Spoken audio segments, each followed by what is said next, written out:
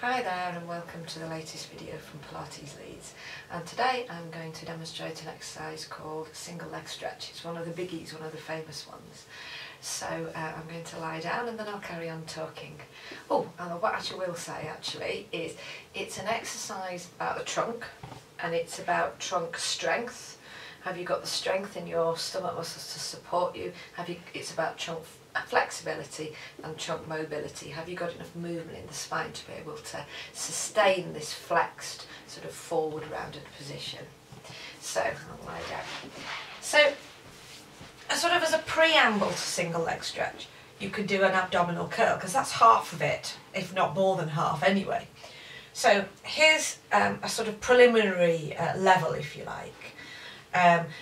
Turning the rib cage like a wheel and coming up into flexion and sustaining that.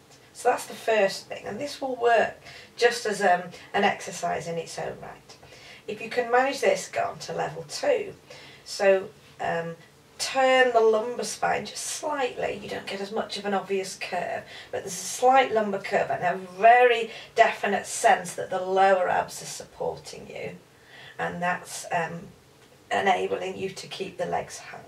So this is also an exercise in its own right. You could call this preliminary single leg stretch, and you're using your breath. You're breathing in to the back of the ribs and breathing out to help you to sustain that curve.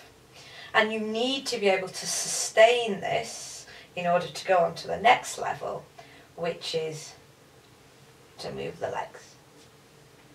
And if you're still all right, and crucially, you can bring the legs up and move the legs without dropping back into the floor.